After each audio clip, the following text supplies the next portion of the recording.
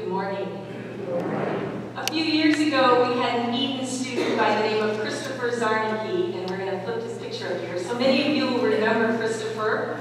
So once Christopher left St. John's, he had a couple other places to get more experience from. And since I'm on the Committee on Ministry Prep, I became his mentor. So Christopher and I have been in communication all this time since he's left St. John's. And I helped him prepare for his ordination interview, was there at his graduation, and was the person who got to call him and say, "You have been approved, ordination pending call." It has been an incredible journey together. So after Christopher passed his ordination, we sat down and started working on his profile. His profile was done, but we started having him look at where he was going to go. Now, I don't know how many of you know, but Christopher's wife, Akira, is an African-American woman, and she has 2 children from her previous marriage. And they are pregnant and due in June, which is an exciting news. And so Christopher said, "You know, Pastor Debbie, I've really got to find a church that is multicultural, multiracial." He had a whole list of things that he wanted to check off to make sure this was going to be the right place for him. Now I said, "You know, Christopher, this whole process is not a fast process. It takes like 18 months to 2 years to actually find a church. This is not going to be, a quick thing." And he's like, "Oh, good, because I'm working, Akira's working, the baby's coming, you've got plenty of time." Sure.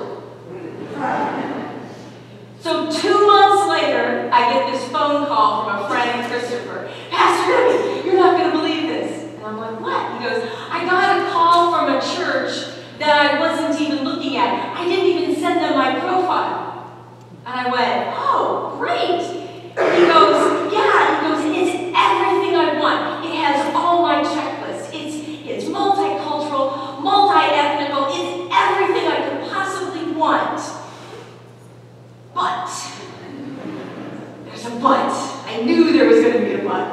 I said, "But what?" "It's where it's located."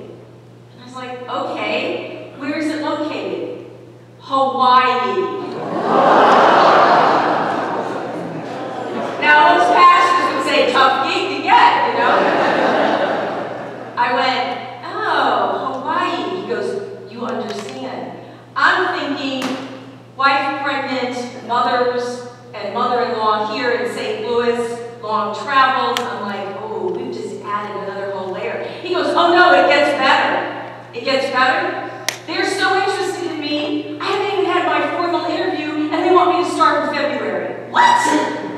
I said, "We have to ordain you, you have to get a call, you understand, that is just way too fast." No, Christopher. So that weekend, he was having his ordination, his interview. Obviously on Skype. They didn't fly in there for that one.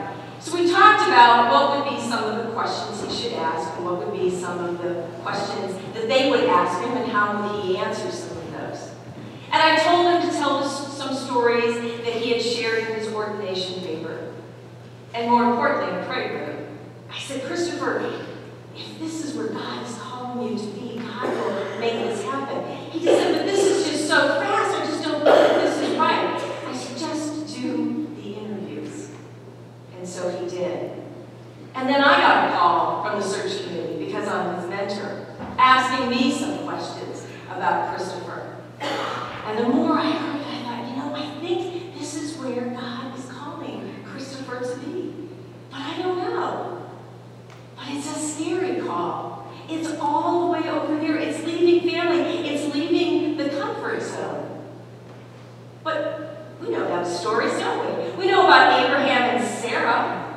God called them out of their comfort zone to pick up everything and travel across to the promised land. Because God keeps those promises. And they did. They picked everything up and they went. Because they knew it was the right thing to do, even though I'm sure there had to be some fear in their hearts. Well, what about these magi? Turn to the next slide. These magi traveled all across the desert.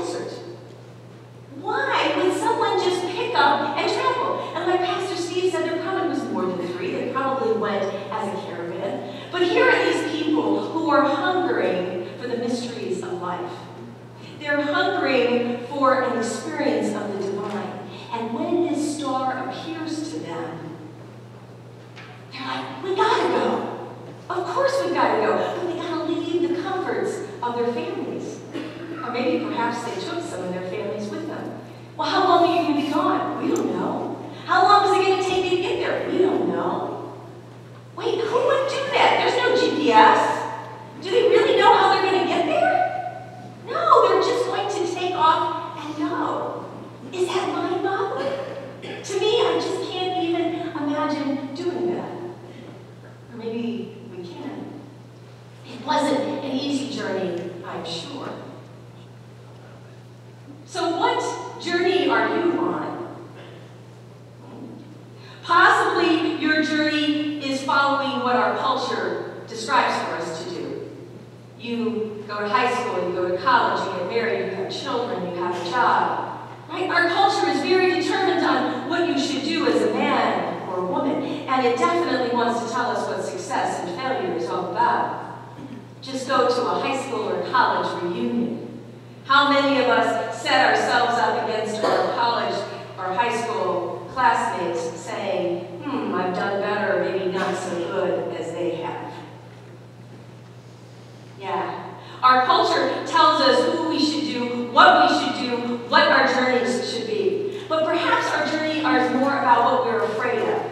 Maybe we're afraid that if we go on this journey that God has called us to do, that people will see us for who we really are.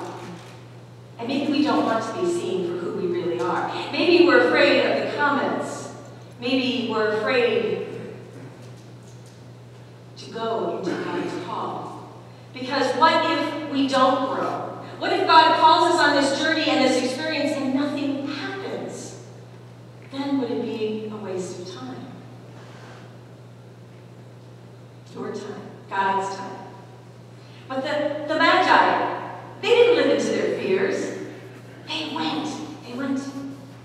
You see, God cannot do anything without our permission.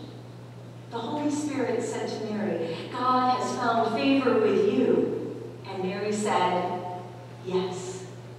And so God can't take us on a journey if we are not open to God allowing God to come in and be a part of us on this journey. So today, Epiphany, January the 6th, 2019, in 4 hours from now, Christopher Zarnicki and his wife are in Hawaii. They have been there since Thursday. And in 4 hours, Christopher will deliver his trial sermon. And as soon as that happens, the congregation will vote on him. And tonight, I will get a phone call of whether he accepted that, if they called him, and he's accepted that call. And the whole time I have been praying for Christopher that this is the right fit. And we talked about it, and I said, I know it may not be easy, but if this is where God is calling you to be, then let it be. He's scared.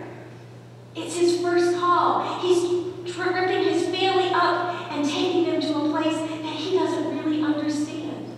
But I said, Christopher, you're not going to be alone. We will be with you. For when that light shines, when God shines that light on your path in your journey, then you realize that you're not alone. There are others on the path with you. I said, we're only a phone call away or a Skype away. Your conference will help you. Your congregation will help you. This is a journey that you will take together. I'm so excited about what God can do for him. And how he will learn. And how I will learn through his experience. So what journey is God taking you on? Are you willing to be open to where God is taking you to? Are you willing to learn something about yourself that you've never learned before? There are stars back there in both narthexes that you are encouraged to take with you today. Because that star just may be the word that starts your new journey this new